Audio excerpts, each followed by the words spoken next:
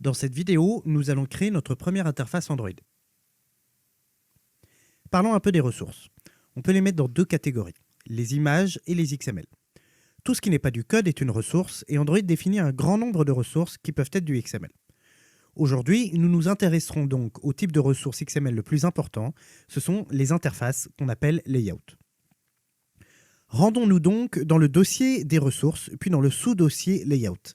C'est dans ce dossier que nous allons trouver les XML décrivant les interfaces. Android nous a déjà créé un fichier XML layout. Ouvrons le fichier activitymain.xml pour voir ce qu'Android Studio nous propose.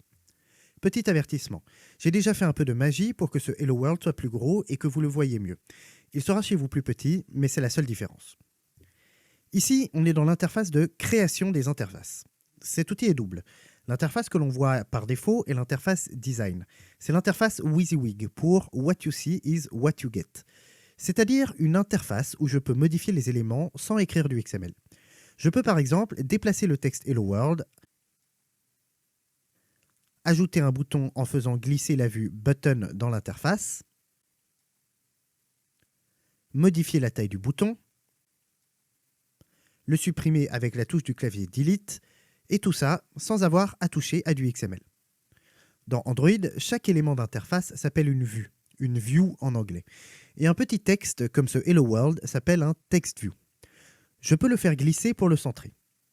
Disons maintenant que je souhaite que le text view fasse toute la largeur de l'écran, mais que le texte y soit centré. Si j'agrandis le text view des deux côtés pour qu'il fasse la largeur de l'écran, le texte à l'intérieur est par défaut aligné à gauche. Pour changer la position du texte dans la boîte que définit le TextView, il faut aller modifier ses propriétés. Les propriétés d'une vue sont listées en bas à droite de l'éditeur, et comme vous pouvez le voir, il y en a beaucoup. Pas de panique, certaines sont plus utilisées que d'autres, et pour vous aider à les retrouver rapidement, Android Studio les affiche en gras. Dans Android, l'alignement d'un élément à l'intérieur d'un autre élément, comme c'est le cas ici pour le texte à l'intérieur du TextView, s'appelle la gravité. Nous allons donc scroller les propriétés jusqu'à trouver celle nommée Gravity et dans cette propriété, cocher Center. Et comme on peut le voir, le texte est maintenant au centre du TextView.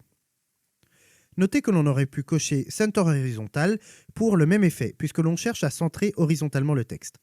Center combine les deux valeurs Center horizontal et Center vertical, ce qui a pour effet de centrer horizontalement et verticalement le texte à l'intérieur de la vue. J'aimerais maintenant ajouter une image à mon interface. Pour cela, il faut d'abord mettre l'image souhaitée au format PNG dans le dossier Drawables des ressources. Je passe donc en mode Project pour voir mon arbre de fichiers. Je trouve le dossier en question dans App src res Drawables et je fais glisser l'image que je souhaite depuis mon explorateur de fichiers vers le dossier Drawables.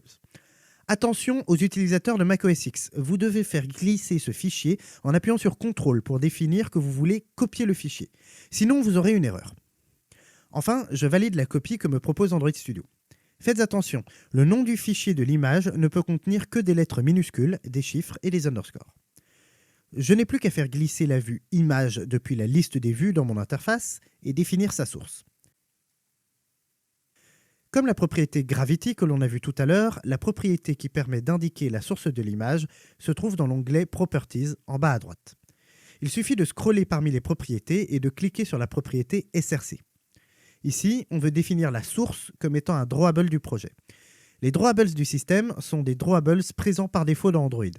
On reste donc dans l'onglet Projet, puis on scrolle jusqu'à la section Drawables et enfin jusqu'à l'image que l'on a ajoutée. Pourquoi y a-t-il autant de drawables déjà présents dans le projet? Eh bien, c'est un sujet pour une autre vidéo. Enfin, cette interface vous permet également de changer le téléphone ou la tablette sur laquelle vous prévisualisez l'interface. Je peux par exemple choisir un téléphone plus grand, comme le Nexus 6, ou plus petit, comme le Nexus S, ou même une tablette, comme la Nexus 9.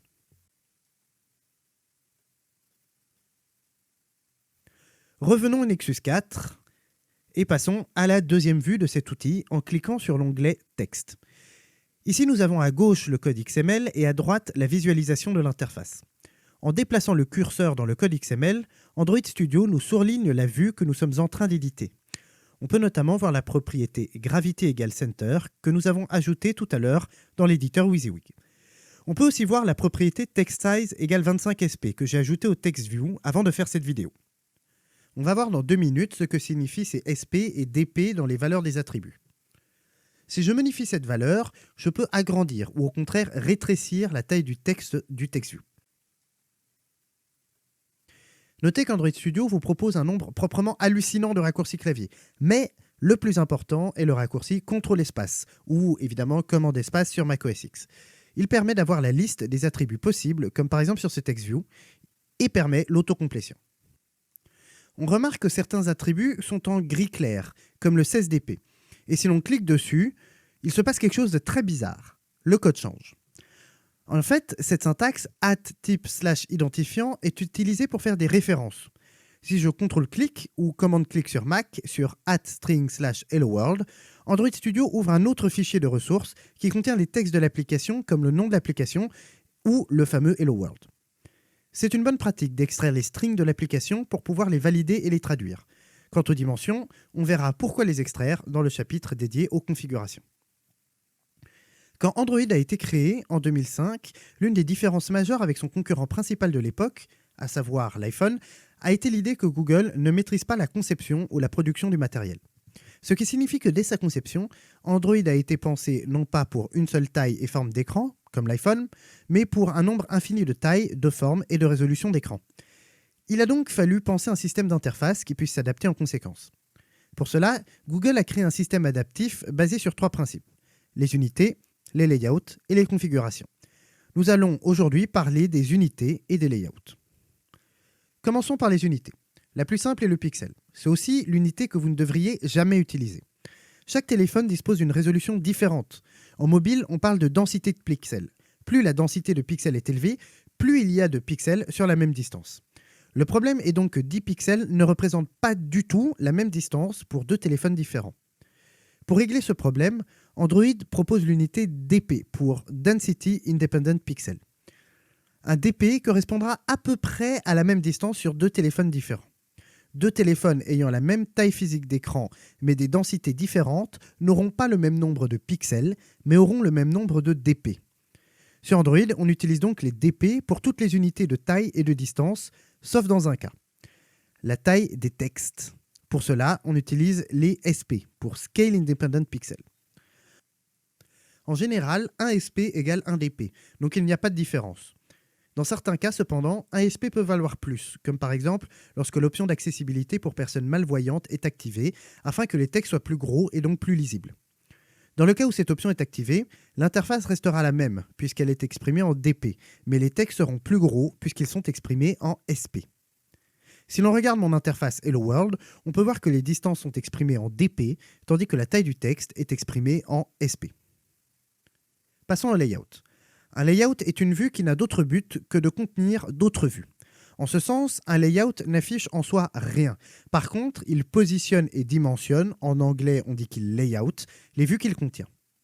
La première vue d'une interface est donc forcément un layout, puisqu'une interface comporte plein de vues. Chaque vue à l'intérieur d'un layout doit donc définir des paramètres spécifiques pour indiquer à son layout parent comment le placer et le dimensionner. Ces paramètres commencent tous par layout underscore. Cela dit, toutes les vues, quelles qu'elles soient et quel que soit le layout qui les contiennent, doivent au moins définir les propriétés layout underscore width et layout underscore height. Ces 2 propriétés définissent la largeur, width, et la hauteur, height, de la vue. Ces 2 propriétés peuvent prendre 3 valeurs. La valeur match parent définit que la vue va prendre toute la taille disponible et être le plus grand possible. La valeur wrap content qui définit que la vue va être le plus petit possible et prendre juste la taille nécessaire à l'affichage de son contenu. Enfin, on peut mettre une valeur en DP pour une taille absolue. Il existe beaucoup de layouts et je vous encourage fortement à aller jouer avec. En attendant, voici une présentation des layouts les plus utilisés. Pour faire cette présentation, j'ai utilisé d'autres fichiers layout. Pour créer un fichier layout, faites clic droit sur le dossier layout, puis choisissez New, Layout Resource File, donnez un nom au fichier et choisissez son layout de base.